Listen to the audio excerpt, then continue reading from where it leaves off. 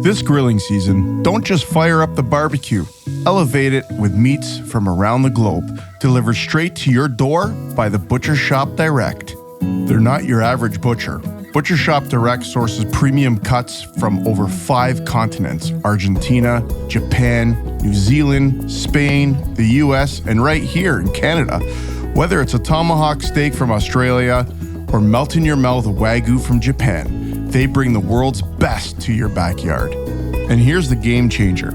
Every order is cut fresh on the day of delivery. No sitting in a freezer, no guesswork, just top quality meat, expertly prepared and grilled ready. Planning a cookout? Check out their handcrafted burger patties and small batch sausages, perfect for taking your barbecue from good to unforgettable. And right now, you can save 15% off of your first order. Just visit butchershopdirect.com and use promo code EatingWild15 at checkout. Plus, get free delivery on all orders over $250. That's EatingWild15 to save, and free delivery when you stock up. Butcher Shop Direct. Premium, fresh, delivered. We've been away from the mic, but we're coming back. We got a lot of things happening. Somebody told me that they seen a pontoon going over the falls. Things are going crazy out there in Muskoka. The water levels have been really, really high. Isn't it controlled? Like, isn't there a switch that somebody can like flick and be like, let's control the levels here, guys? What's going on, everybody? What's going on? Smash Maleka is here live in the studio. Man, it feels like forever. It's kind of weird. Welcome to the Eating Wild podcast. Smash is here with you solo. It's been a while. It's been about a month since we've been on air. People, I've been going on to social media and checking in with Siege, saying, what's going on? You guys haven't dropped an episode for a long time. But man, it's been a busy start to the season for most of us. Siege has been back at work after, show season.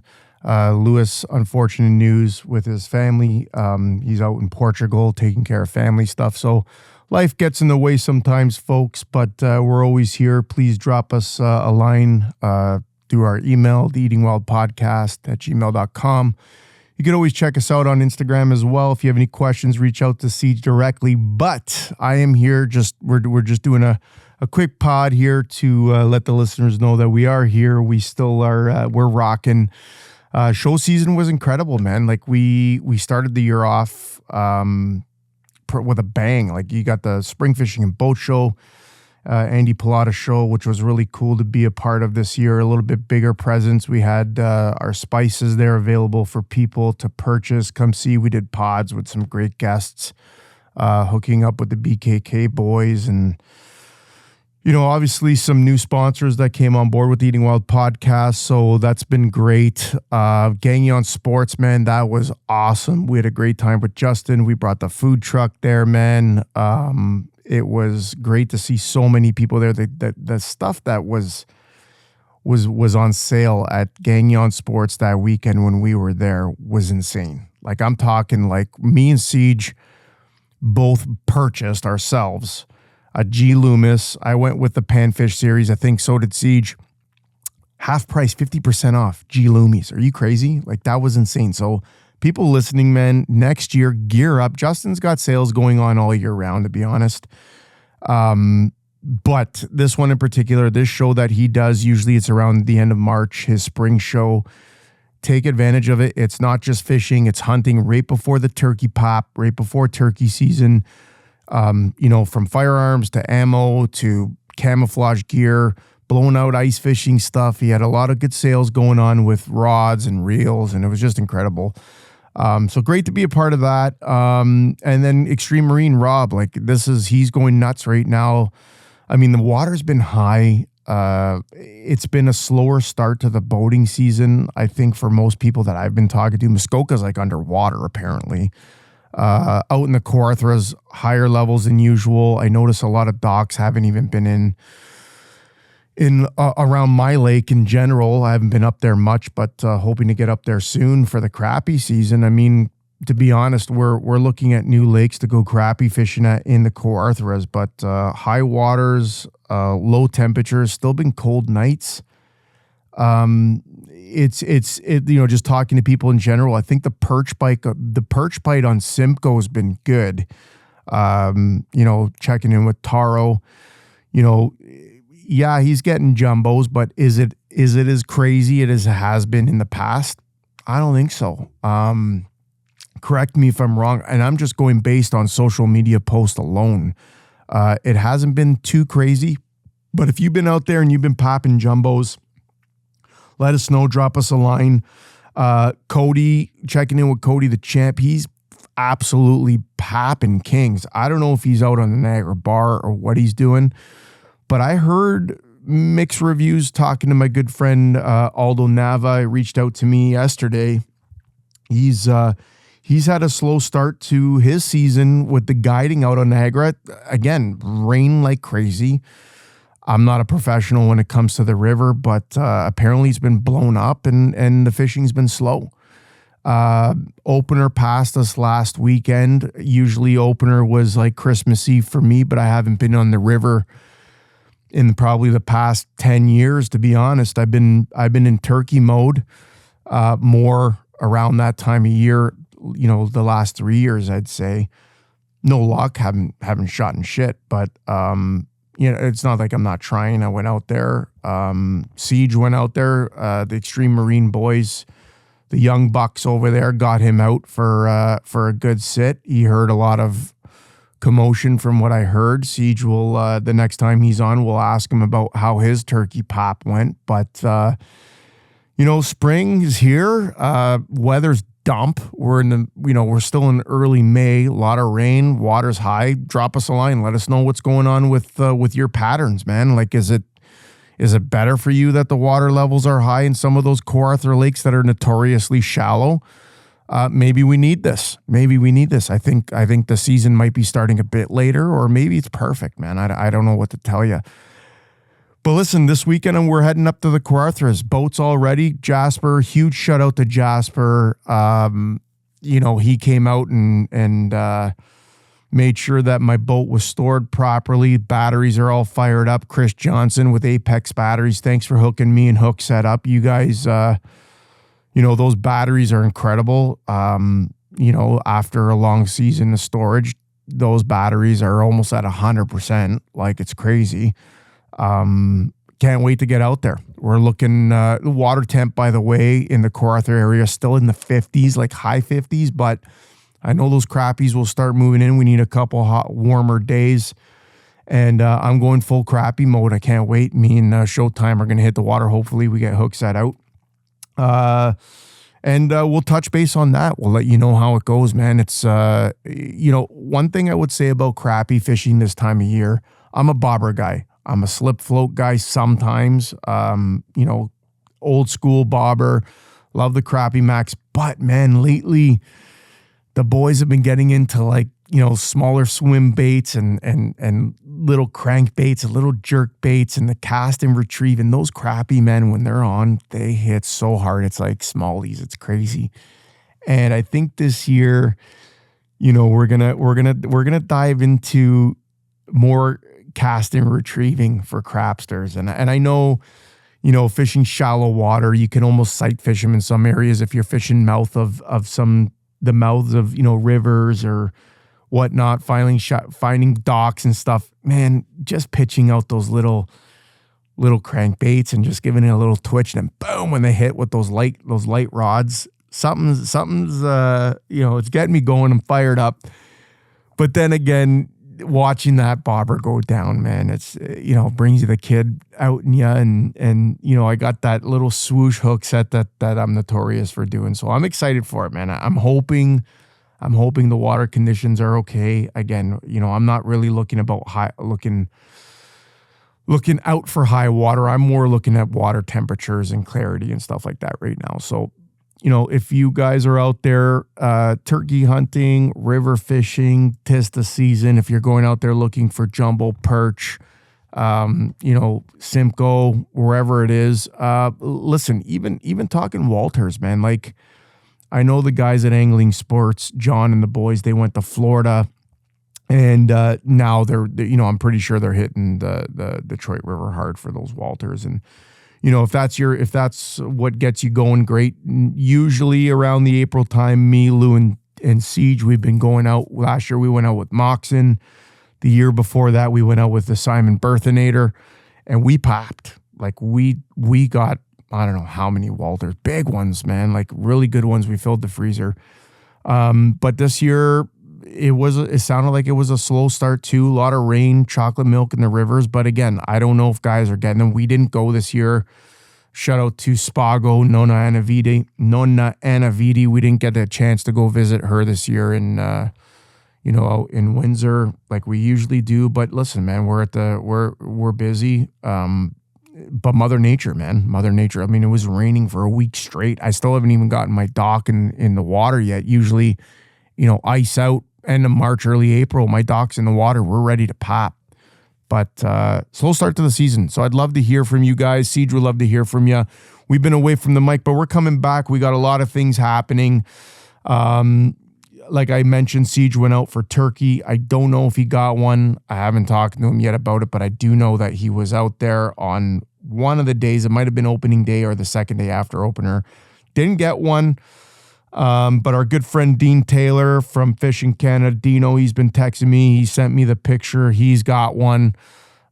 We went out with Dino a few years back, and he was excited to guide the Eating Wild crew onto our first turkey pop, and didn't get one then, but he got one now. So congrats, Dino. I'm glad you got your bird. Anybody else out there, share some pics. I know on opening weekend, it was crazy. My social media was crazy. I saw a lot of guys getting turkeys, and let me know you guys are preparing them. That's for me, that's probably the most exciting thing. That's the reason why I really want to get one, but I'm doing this all on my own this year. I'm not going out with a buddy. I'm not going out with any of the boys. I got my own blind set up a little bit north of the city. I got a trail cam set up. I haven't seen anything on it. I know there's birds in that area. I've seen them. They're on the roads. They're in the fields. So the moment I got a little bit of evidence that birds are coming in, I'm going to set up. There's only a week left, so hopefully I get one. But I'm excited to do that. If I do get one, I do want to do I've been talking about that turkey Wellington. I got to do it. That's the first thing I'm going to do with it. But please share, guys, share. If you're using our spices, I hope you're using our spices out there. Just a quick word about the spices. We will have them in 2 stores now. They will be available at Gagnon Sports as we speak. Go there, guys. Grab them. Apparently, Justin said they've been popping off the shelves. Excited about that. But Angling Sports, man. Angling Sports in London, Ontario. Siege has been talking to John. We will be having the spices available at that store, at that location as well. And thanks for your support with all of that. And moving on to spring, moving into the summer season, man. It's barbecue season's around the corner. We're going to be talking to a bunch of people. Bradley Smoker, thank you for that incredible smoker that you guys gave us. Paige Gallia, man. Paige Gallia is at a different level. She's eating wild. You want to talk about eating wild? Paige Gallia is eating wild. And she's been using that Bradley smoker, and man, she's been doing some incredible stuff with it. So check out Paige Gallia on her Instagram page. See what she's been doing with this Bradley smoker. I'll tell you, I know going out there and notoriously, Paige, if you got her cookbook, get her cookbook, but she is about open fire cooking. She'll light that fire anywhere in any place in the woods, whether she's off grid or she's at her homestead, and she does incredible stuff. She'll make, like, if I go out there and I cook with her in the woods, I wouldn't even know where to start. You got to light a fire first, which I'm going to need a Zippo and some fluid. Let's get her going. But she can light a fire anywhere, and check out the history of what she does. But bringing her that Bradley smoker brought her to the next level. Like, she's smoking strawberries and like making barbecue sauces and all the stuff that I say I want to do. Finding the time has always been my problem. Anytime that I got to come on the mic because, we got to talk. We got to shoot the shit with the boys. So I'm glad she took that smoker. Sean, thanks a lot. Bradley, she's putting it to good use. Check her out. But the season's around the corner. barbecue season is literally around the corner. Let's get the sun shining first because it's still dump out there. But can't wait to talk cooking. Can't wait to talk barbecuing, smoking. I got a couple questions from people that Siege sent in to me this morning, so I'll get to that shortly. But a few things I just wanted to touch on first. A couple subjects that have been in the media, around social media. Things are going crazy out there in Muskoka. The water levels have been really, really high. And I wanted to touch on it because I don't know people listening. I know we got a lot of listeners that notoriously listen to us while they're driving up north to their cottage or their hunt camp or to the lake that they like to fish on. Let us know. Update us, man. Like, I want to know what's happening because it's creating havoc. I heard actually somebody told me that they seen a pontoon going over the falls out somewhere in Muskoka, which is pretty crazy because, you know, imagine one day your pontoon's hooked up to your dock, the next thing it's floating away and it's going over the falls. So I don't know where, but that's devastating stuff, man. It's crazy. And is it putting a damper on your cottaging, on opening up your cottage? I know Lou isn't here. He's in Portugal right now, but right now is when he'd be up at his camp firing away and getting his boat in the water, dock out and cleaning up the camp and his trailer and getting it ready for a great season. And May 24 is around the corner. Like that's literally the shotgun of the season. Like, let's go. Is it changing your plans? I want to know, because for me, I don't even have my dock in the water right now. It's brutal. I want to go fishing. I want to get my boat fired up. I want to, get my sea-doos in the water. I want the weather to get better. I want to bring out my furniture for the cottage, man. It's been pretty depressing, man, but there's a light at the end of the tunnel. Have talked to a few other people saying that in the Kawartha Lakes that it has dropped a little bit.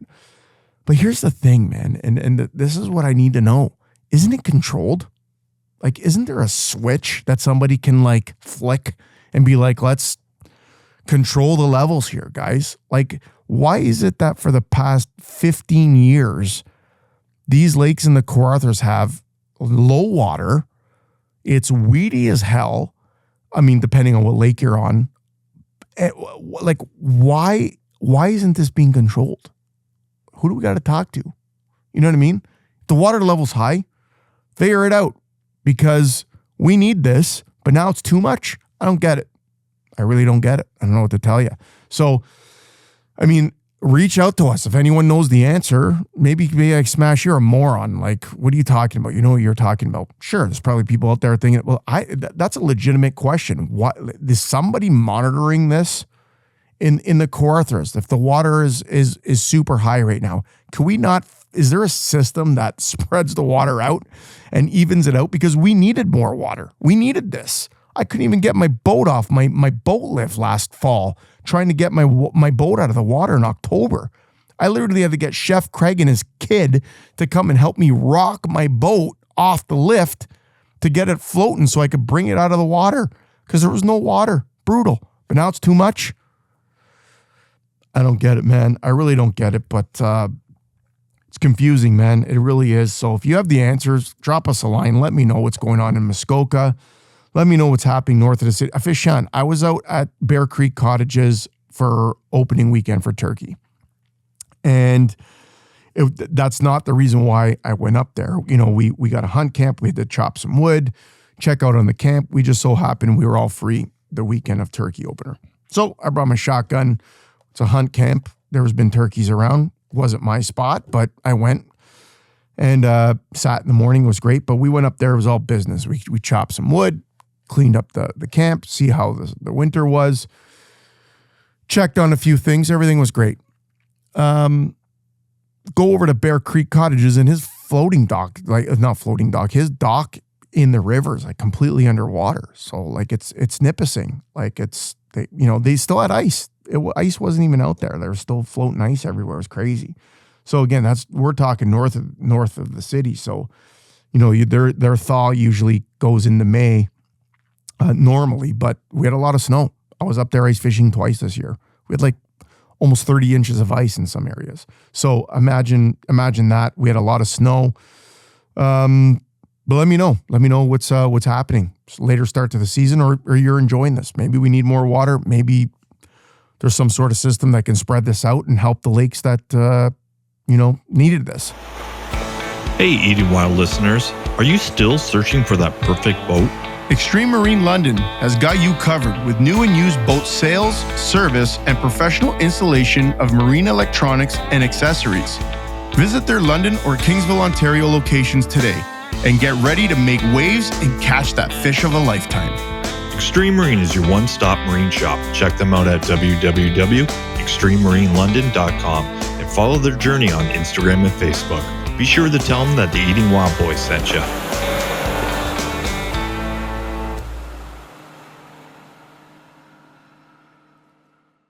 Couple questions got in from Siege. I'm going to read them to you live. I haven't even read these yet, but Siege just sent them to me. First question comes from Chad Turner, Buffalo, New York. Congrats on the Sabres, by the way, bud. Hey guys, really enjoying the podcast. Quick one. I've always used my venison for roasts and burgers, but I'm thinking about getting into making pepperettes. Since my kids are big fans, any advice where to start and how to get the best results? Chad Turner, Buffalo, New York. Great question and perfect timing. I had about 60 pounds of venison that my good friend from BKK, the Gooch, Dan the Gooch, last year I made him pepperettes and burgers and some salsich, and he enjoyed it. His kids loved it. This year he gave me 60 pounds. I brought it into the shop, and I literally just finished making his stuff. So I made him, he's like, I don't want any sausages. No offense, Smash. The sausages were a little dry last year that you made me. And the pepperettes, they were great, but there was a lot of moisture, and I think a few of them spoiled. So, it's learning for me too, guys. I mean, I had a lot of fun making the sausages with Dan and Siege and Lou the previous year when we did them here with my buck. And Lou made them like traditional outdoor fire with his mother-in-law, Jory style. Were they lean? Were they a bit drier? Yeah, they were, but that's what you're getting with venison. So here's the thing. I know where I made my mistake with the pepperettes. Pepperettes are great. Again, I got my rationale. I smoked them. I did a 2-day smoking period with the rationale here. I used applewood. The thing about my rationale that isn't really the best for making pepperettes, and that's why I think they got they were too moist. And again, I fucked up by vac sealing them as well. That's another thing I'll talk to you about. But the rationale releases a lot of the smoke. It's got a valve that's built in. When you're smoking, it constantly shoots out some of the smoke out of the exhaust to control the temperature inside. It doesn't really have air vents in it like your traditional smoker outside would have. So I think one, if you had a smoker like a Traeger or a Bradley, which is amazing from our friends at Bradley, you're going to get better results. Your casings. The casings was a big thing for me too. You can get casings now that have flavor, that have smoke flavored already. And that's what I did with Dan. I got him, Dan Rizzardo from BKK, the Gooch. I got him casings that had already an applewood and a cherry wood smoke to them. I went with a smaller casing. I think the bigger pepperettes, you can make them smaller, but in length, you can make them smaller in length, but you'll get a thicker salsich out of it. I went with smaller and longer this time. Again, I wanted to change things for Gooch. And at the same time, I'm learning for myself. I'm being totally honest. I'm not a master at making pepperettes, but I had the time. We're not as busy as, we were typically. The World Cup threw a bone job over to us, taking away all the permits for our filming locations in the month of May, June, and July due to the World Cup. So filming's been a little bit slow, more studio work, stuff like that. So I've had time. I've been here. And I made him 6-ounce burgers. Again, I used the same amount of pork, same amount of seasoning that I did. He loved the burgers. So yeah, you don't need to do a roast. You don't need to always do steaks. Grind it up, add pork, add some tallow. Again, I used a little bit of Wagyu tallow for the Gooch's burgers. He said they were great last year, so I didn't change the recipe for him. But pepperettes are great. My mistakes. I vac sealed them for him and froze them. Big mistake. When they thawed, the moisture was inside. I think when I vac sealed, they were still a little too wet.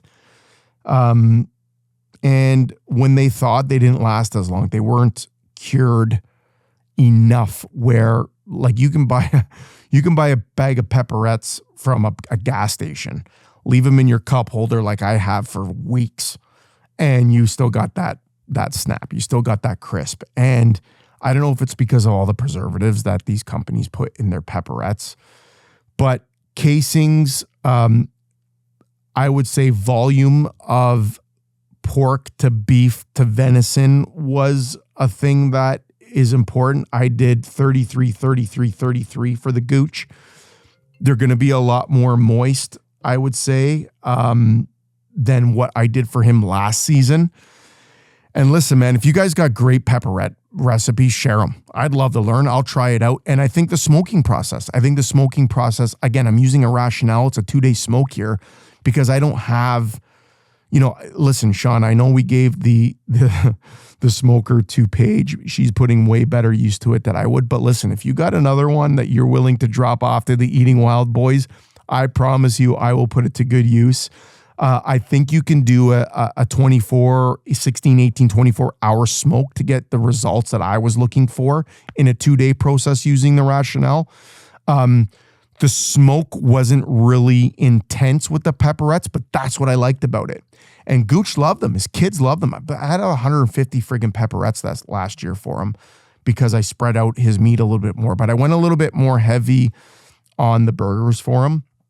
So find that right temperature, brother. Get the proper casings, whether you want, you can choose what size, what length, what thickness you want on your pepperettes, and smoke accordingly. Do a little bit of research, and if you got the proper smoker, you got the venison. Here's my simple recipe for you, buddy. Salt, pepper. If you like spicy, fresh pepperoncino, garlic, onions, mince it all up. Actually, run it through your grinder with your roast. Cook your vegetables first. That's a secret, brother. I'm going to tell you that right now. Onions and garlic, sweat it off. Char the shit out of your jalapenos if that's the spice and that's the flavor you're looking for. And use some tallow, man. Grab some tallow. It adds a nice bit of fat and loosens the meat up in your grinder. I find that when I grinded his burger meat this year, adding the tallow like through the grinder, like tablespoons of tallow while the meat was going through, it was like adding oil on a rusty like hood when you're opening the hood for your car and the old school Buicks, man. I'll never forget it. It was like opening that hood, and then you gotta come with the WD-40 and get those hinges all wired up or all sprayed up, and giving it. Do that to your meat grinder, brother. I'm telling you. Here's the thing that old school butchers used to do. Actually, one of the guys that worked for me, butcher, they used to add ice because that how hot that grinder would be getting. I remember hearing the meat sizzling as you're throwing your meat in. Adding ice was another trick that would help get that meat through a lot smoother. And if you're double grinding, you want to get it a little bit more fine for your pepperettes. That's what I did for the Gooch. For the burgers, I just did a single grind. Again, I used the finest setting the finest blade that came with my meat grinder. Ice, great trick. Cool it down. Also lube them up. And tallow, simple tallow. Olive oil works too, but tallow gives it that nice flavor. And then choose your smoke. Choose your smoke wisely. And a great question. I'm excited to see that people want to do burgers, pepperettes, sausages. I'm telling you, I fucked them up last year for the Gooch. I didn't add enough fat, but I learned, and I think this year when the next time I do it, if I do make sausage, I'm going to go 50-50. I think I'm going to go heavy on the pork maybe add a little bit more fat to it. But listen, man, if you're eating venison and you're sitting there and you're eating a venison steak and you tell me this is the most juiciest thing you've ever eaten in your life, you're full of shit. I'm going to tell you that right now. You're full of shit. Flavor, beautiful. You cook it medium rare and you let it rest and you eat it. Yeah, it's going to be delicious. But don't compare it to a filet mignon. Don't compare it to a ribeye steak, because I'm going to tell you this right now, you're full of shit. Venison is a lean, mean animal, okay? But maybe not mean, but it's a lean animal, okay? You can't eat the fat on that friggin' thing. It's like eating wax. So when people are like, I make the best venison this, I make the best, great. I'm happy for you. And I hope it turns out great, because I've had it many times from other people and myself. And you know, it's a lean meat. What do you expect? What are you expecting out of this? There's a reason why people are adding 50% pork to their venison sausages, because they're dry as shit. And it's healthy, man. It's a lean meat, man. You know, listen, grind up a chicken breast. Grind it up. Make a chicken sausage. Make chicken breakfast sausages using 75% chicken and 25% fat. And you know what I mean? And I'm talking about boneless, skinless chicken breast. It's going to be a little bit drier. And that's what you're getting out of venison. So here's the thing. Add your fat. Add as much as you can. I'll tell you right now, you're just going to, you know, you're going to fill your freezer with 50, 60 pounds of meat and add another 50, 60 pounds of pork. Pork's a cheap meat. It's a cheap meat to purchase right now. Meat is expensive. It's extremely expensive. But turn that into 120 pounds. Make it delicious. Make it juicy. I'm telling you right now, the person that tells me they do 100%, you know, venison sausages, 100% venison pepperettes, and that their venison steak was the most juiciest thing they've ever had in their life, well, you're out to lunch, pal. I beg to differ. That's me. That's my personal opinion. Don't care if you like it or not. Moving on. Next question. I got one more. Courtesy of Chris Showtime Jansen. Here we go. Oh, wait, I lost it. Come on. Real time. Here it is. Okay. Hey, guys. I bought my first cottage last year and have been binge listening to the podcast on the drive up north. Beautiful. Love it. Absolutely loving it. The lake I'm on has incredible crappie fishing. Perfect. And I've been doing pretty well. I'm looking for some healthier cooking ideas beyond deep frying and my go-to recipes on tips. What do you recommend? Pat Daly, Etobicoke, Ontario. Etobicoke, Ontario. Listen, Pat, man, that's a hard one. We're talking panfish here, not just crappie. We're talking panfish. Typically, pan frying crappie and perch and bluegill, smelts for you know, if you want to even take it down a notch. It's very, very hard to do it other ways, and I'll tell you this. Unless you got a freezer full of jumbos or you got 16-inch slabs or 14-inch slabs of crappie, can you pan fry them with a little bit of butter, garlic, a little bit of white wine? Of course you can. Can you put it on the grill? I would say probably not. Unless you wrap it in foil with a little bit of lemon juice, some olive oil, wrap it in foil, do a quick, 8 to 10 minute cook on that. And you want to eat it that way, kind of like you're going to get that like poached. You're not really going to get the grilling taste of it because you're wrapping it in foil or in parchment paper and putting it on the grill. You're just using your grill as an oven, actually, to be honest, with direct heat. But it's a great question, man, because I don't even feel like I got the right answer, but I can tell you from experience, pan frying with a little bit of butter. Here's the thing. Try this. I'm just going to put this out there. This is going on in my head right now. This is a chef being a chef. Cube it up. Chop up that crappie. Get a bunch of them. Cube it up into some nice little 2-inch nuggets per se. Get a pan, butter, garlic. If you want to throw onions in there too, you can. Yeah, throw onions in there. Why not? And start sauteing. Okay, saute those vegetables.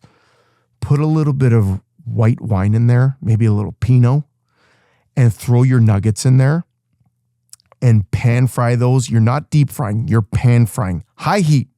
Pretend you're searing a scallop or a shrimp or scampi. That's what I'm talking about. Bring that shit high. And I'll tell you right now, On the side, cook some fresh pasta, tagliatelle, linguine, spaghetti, penne, whatever the hell you want. Okay. We got pasta. I'm telling you, man, cook that pasta, add that to your pan-fried mixture of fish with onions and garlic and wine. Finished it with some heavy cream. Woo! I'll tell you right now, that's a way that you're going to want to do this because it will turn your pasta next level using the crappie. Man, I can't even tell you how good that will be. Try that. I hope that recipe, I should post that recipe. I should give that recipe to Siege so we could put it online. And that's just a different way of doing your crappie. Try it out. Let me know. I'm going to take a quick break. Make sure that my audio and sound is still going. I'm getting a notification here. When I come back, I'm going to wrap up the episode, tell you what's going on with E-Dub in the future, and hopefully catch up with the boys and get the guys on the pod quickly. So we'll be right back after a short break. Hey boys, have you guys ever been to Gagnon Sports out in Oshawa? Have I? That place is a gold mine. Picked up my new bow there last weekend. Hunting, fishing, archery, they've got everything. Boys, don't forget the indoor shooting range. Gagnon's not just a store, it's an experience. They've been doing it right for over 50 years. Seriously? I thought it was just another outdoor shop. Just another shop. Buddy, it's family owned, Canadian proud, and huge. We've spent entire afternoons in there. Or skip the trip and shop online. GagnonSports.com ships across Canada, fast, smooth, and packed with top-notch gear. All right, I'm sold. Gagnon Sports trip next weekend? Only if we hit the indoor range first, so I can show you guys how to shoot. Gagnon Sports, 50 years of adventure and counting. And don't forget to tell them the Eating Wild Boys sent you.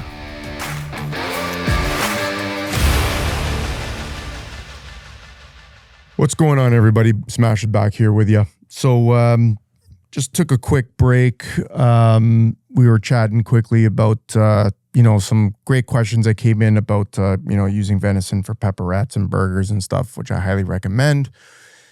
And, different ways of making your crappie and different ways of utilizing your panfish. But to be honest, traditionally, you want to fry those things off. That's the best way for me to enjoy them. But please try that pasta recipe. I'm going to get that recipe out to Siege. But, when we went to break, I was just thinking about it. I'm like, man, what else can you do with these fish? And there's so many different things you can do. I'm going to be honest with you. But the first thing that came to mind was that's an Italian. Just making a nice pasta dish. But one thing that I thought of that I'd like to mention before we wrap this up is another method of doing it. And I did see this is putting your raw meat, you clean 20, 30 fish, whatever it is that you're cleaning, a little panfish, and you put them in a food processor, mincing them up and making little croquettes or cakes, like fish cakes, like a crab cake or a fish cake, but you're using your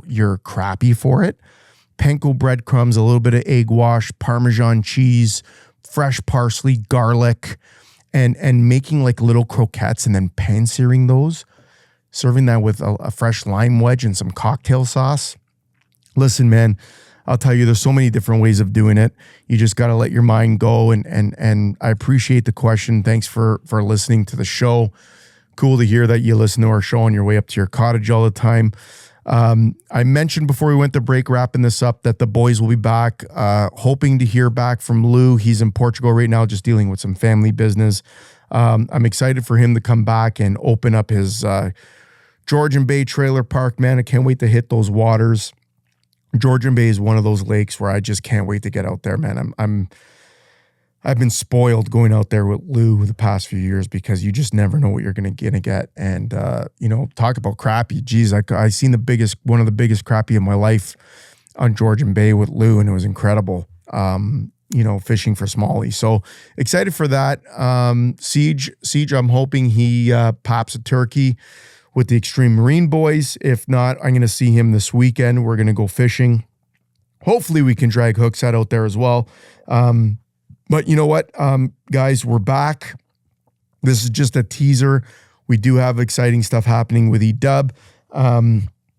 Thanks for watching us on YouTube too. Like, a lot of people are enjoying the YouTube stuff because they can actually see where we are at the events that we're doing. I mentioned Jasper from ProJ. He just reached out to me. He helped me out with the boat. I just wanted to make sure that, he checked everything with my electronics. We spent a shitload of money making sure that we got the proper batteries and whatnot. And he's got an event happening, guys, June 7th. He asked me, he wants that food truck in his parking lot. He's got BKK is going to be there. G Lumi's going to be there. Shimano's going to be there. He's going to have crazy deals happening at ProJ. So I'm excited that he invited me out there to be a part of it. I will be bringing the food truck out there. We're going to make some food in the parking lot, old school. And I'm excited for that. So again, the next thing that you'll probably see us live out there will be in June. But in the studio, we're hoping to get Siege out here. Hopefully Lou comes back and we'll be talking hunting. We'll be talking fishing. We're going to have some exciting guests coming on here. The season is just being started. I'm excited to talk about it. So thanks for listening, guys. Coach, get that tune started. We'll be right back, guys, hopefully next week with another episode and keeping you up to date, all eating wild. Take care, guys. We'll talk to you next week. Smash Maleka. Ciao.